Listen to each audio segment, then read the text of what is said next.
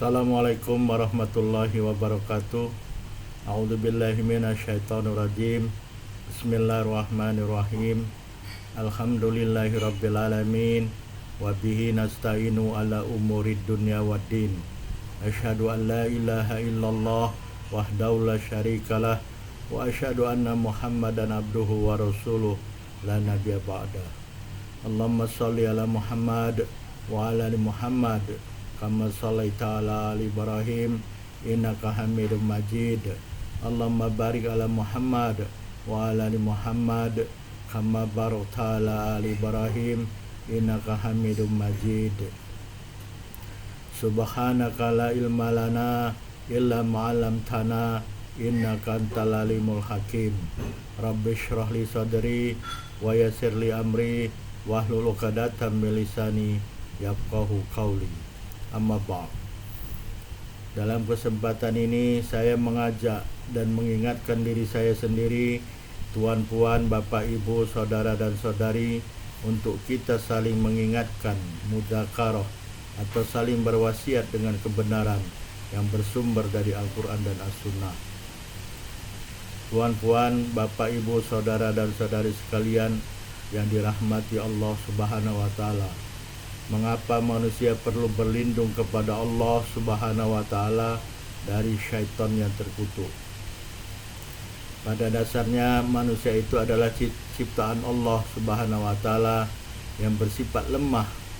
Allah Subhanahu wa Ta'ala telah menyatakan dalam Al-Quran surah keempat, surat An-Nisa ayat 28, wa khuliqal insanu dha'ifa. Maksudnya, dan telah diciptakan manusia itu dalam keadaan lemah. Manusia dalam kehidupannya di dunia ini tidaklah hidup dalam keadaan sendiri. Ada makhluk Allah yang lain selain dirinya, seperti haiwan, jin, dan selainnya. Semua makhluk tersebut, termasuk manusia itu sendiri, dapat menjadi ancaman atau bahaya bagi manusia. Karena manusia itu lemah, maka dalam kehidupannya sehari-hari, apabila dia menghadapi suatu bahaya atau ancaman yang akan merosak atau membahayakan dirinya, maka dia akan mencari sesuatu kekuatan di luar kekuatannya untuk dapat melindungi dirinya. Kalau kita melihat dalam kehidupan nyata, tidak sedikit manusia yang menyembah matahari, bulan, bintang, batu, kayu, boneka, tumbuhan, haiwan, dan lain sebagainya. Ada juga yang datang ke bomoh atau dukun untuk meminta perlindungan atau kekuatan. Pada hakikatnya mereka melakukan perkara tersebut adalah untuk mencari atau memberi kekuatan ataupun perkara yang lainnya kepada diri mereka. Semua bentuk penyembahan tersebut adalah batil, tidak betul, dan merupakan perbuatan syirik yang tidak dibenarkan oleh Allah Subhanahu wa Ta'ala. Malahan ada yang meminta perlindungan kepada jin atau syaitan. Perkara ini disebutkan Allah Subhanahu wa Ta'ala dalam surat ke-72, surat Al-Jin ayat 6. Wa annahu kana rijalun minal insi ya'uduna birijalin minal jinni fazaduhum rohaqo. Maksudnya, dan sesungguhnya ada laki-laki dari manusia yang meminta perlindungan kepada laki-laki dari jin, maka laki-laki dari manusia tersebut telah menambah dosa dan kesombongan kepada laki-laki dari jin. Dalam tafsir At-Tabari telah diriwayatkan dari Ibnu Abbas radhiyallahu anhum, beliau mengatakan, adalah orang laki-laki bermalam di wadi pada masa jahiliyah, dan dia mengatakan, aku berlindung kepada pembesar penghuni wadi ini. Lalu perbuatan tersebut menambah dosa bagi mereka. Ar-Razi dalam tafsirnya mengatakan, jumhur ahli tafsir mengatakan bahwa sesungguhnya seorang laki-laki pada masa jahiliyah sebelum datangnya Islam, apabila melakukan perjalanan dan bermalam di suatu tempat atau wadi, dia mengatakan, aku berlindung kepada tuan wadi ini atau pembesar tempat ini dari kejahatan kaumnya. Lalu dia bermalam dekat wadi tersebut sehingga pagi hari. Muqatil mengatakan, orang-orang yang pertama memohon perlindungan kepada jin adalah suatu kaum dari Yaman. kemudian dari Bani Hanifah, kemudian tersebar perkara demikian pada orang-orang Arab. Tatkala Islam datang, mereka berlindung kepada Allah Subhanahu wa taala dan meninggalkan perkara tersebut. Selain manusia akan mencari kekuatan di luar kekuatan dirinya, karena lemah, manusia itu mudah diperdaya dan disesatkan oleh syaitan dan para pengikut syaitan. Allah Subhanahu wa taala telah berfirman dalam Al-Qur'an bahwa syaitan adalah musuh bagi manusia, musuh bagi keturunan Adam alaihissalam. Allah Subhanahu wa taala telah berfirman dalam surat ke-12 surat Yusuf ayat 5. Inna syaitana lil insani aduwwum mubin. Maksudnya sesungguhnya syaitan itu bagi manusia adalah musuh yang nyata. Oleh karena manusia adalah makhluk yang lemah dan memiliki musuh yang nyata, maka sudah sepatutnya manusia memohon perlindungan hanya kepada Allah Subhanahu wa taala untuk melindungi dirinya dan menjaga dari musuhnya tersebut. Jangan sampai manusia terperdaya oleh musuhnya, dan jangan sampai manusia beribadah kepada syaitan. Manusia telah berjanji kepada Allah Subhanahu wa taala bahwa manusia hanya menjadikan Allah Subhanahu wa taala sebagai Rabb dan tidak akan beribadah kepada syaitan, sehingga Allah mengingatkan manusia kembali dalam surat ke-36 surat Yasin ayat 60 sampai 61. Alam akhad ilaikum ya bani Adam. Alam akhad ilaikum ya bani Adam. Alla ta'budu syaitan. Innahu lakum aduwwum mubin. Wa ni'buduni hadza siratum mustaqim. Maksudnya, bukankah aku Allah Subhanahu wa taala telah mengambil janji kepada kamu wahai anak Adam, bahwa janganlah kamu sekalian beribadah kepada syaitan. Sungguh dia bagi kamu adalah musuh yang nyata, dan beribadahlah hanya kepadaku. Ini adalah jalan yang lurus. Mungkin akan muncul pertanyaan dalam pikiran kita, mengapa syaitan disebut musuh yang nyata, manakala syaitan itu tidak nampak oleh mata manusia?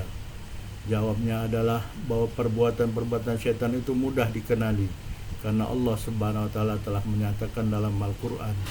Allah berfirman dalam surat kedua Al-Baqarah ayat 169. Innama ya'murukum bisu'i wal fahsya'i wa antaqulu 'alallahi ma la ta'lamun. Maksudnya bahwasanya syaitan hanya menyuruh kamu melakukan kejahatan dan perkara-perkara yang keji, dan menyuruh supaya kamu berkata dusta terhadap Allah apa yang kamu tidak ketahui salah benarnya. Selain syaitan sebagai musuh yang nyata bagi manusia, syaitan telah berikrar di hadapan Allah Subhanahu wa taala untuk menyesatkan manusia dengan berbagai cara, sehingga kebanyakan manusia tidak memiliki rasa syukur terhadap nikmat yang telah diberikan Allah Subhanahu wa taala. Allah telah menjelaskan dalam surat ke-7 Al-A'raf ayat 16 sampai 17. Qala fa bima aghwaytani la aqudanna lahum siratal mustaqim thumma la'atiyannahum min baini adihim wa min khalfihim wa an aymanihim wa an syama'ilihim wa la tajidu aktsaruhum syakirin. Maksudnya, syaitan mengatakan, dengan sebab engkau ya Allah telah menyesatkan aku, sungguh aku benar-benar akan menghalang mereka manusia untuk mengikuti jalanmu yang lurus. Kemudian aku benar-benar akan menghalang mereka, akan mendatangi mereka dari depan mereka, dari belakang mereka, dari kanan mereka, dan dari kiri mereka untuk menyesatkan mereka dari agamamu. Dan tidaklah engkau akan menemui kebanyakan manusia bersyukur. At-Tabari mengatakan makna ayat tersebut adalah bahwa syaitan akan mendatangi manusia dengan berbagai cara untuk menyesatkan mereka, baik dengan cara yang hak maupun yang batil, dan akan menghiasi sesuatu yang batil sebagai suatu kebaikan bagi manusia. Adalah suatu hal yang aneh atau pelik bahwa manusia mengambil perlindungan kepada syaitan, bukan kepada Allah Subhanahu wa taala.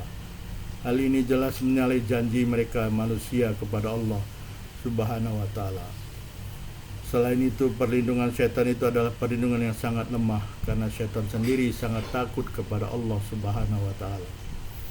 Perkara ini diikrarkan sendiri oleh syaitan dan dijelaskan oleh Allah Subhanahu wa taala dalam Al-Qur'an surat Al-Hasyr ayat 16.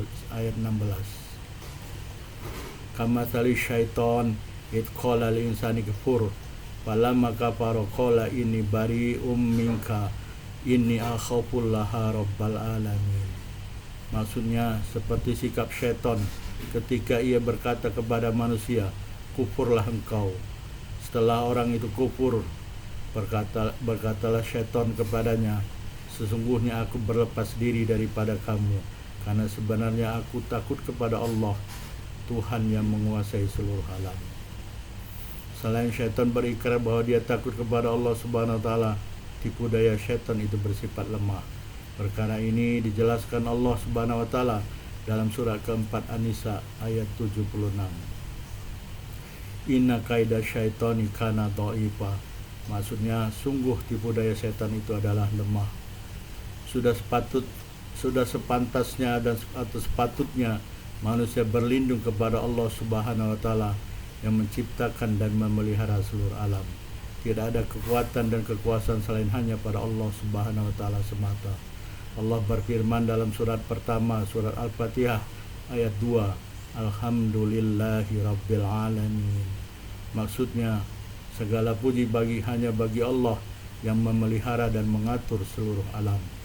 Dan sebagai orang yang beriman, kita telah berikrar minimal 17 kali sehari semalam bahwa kita hanya beribadah dan memohon pertolongan kepada Allah Subhanahu wa taala dengan mengucapkan dalam salat iyyaka na'budu wa iyyaka nasta'in. Maksudnya, kami hanya kepada Engkau ya Allah beribadah dan hanya kepada Engkau ya Allah kami memohon pertolongan. Tuan-puan, Bapak, Ibu, saudara dan saudari sekalian yang dirahmati Allah Subhanahu wa taala, kita telah sampai di akhir tausiah atau mudzakarah pada kesempatan ini.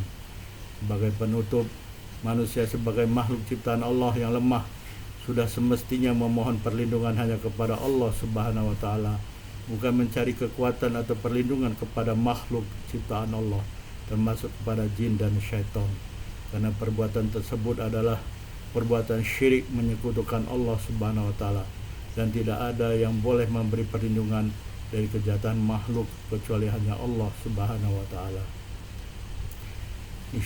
Insyaallah kita akan sambung pembahasan ta'awudz dalam kesempatan atau video lain. Terima kasih telah menonton video ini.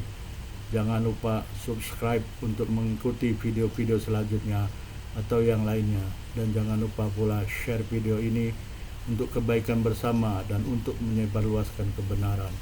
Fastabiqul khairat, berlomba-lombalah berbuat kebaikan. Subhanakallahumma wa bihamdika asyhadu an la ilaha illa anta wa astaghfiruka wa atubu ilaik. Wabillahi taufiq wal hidayah.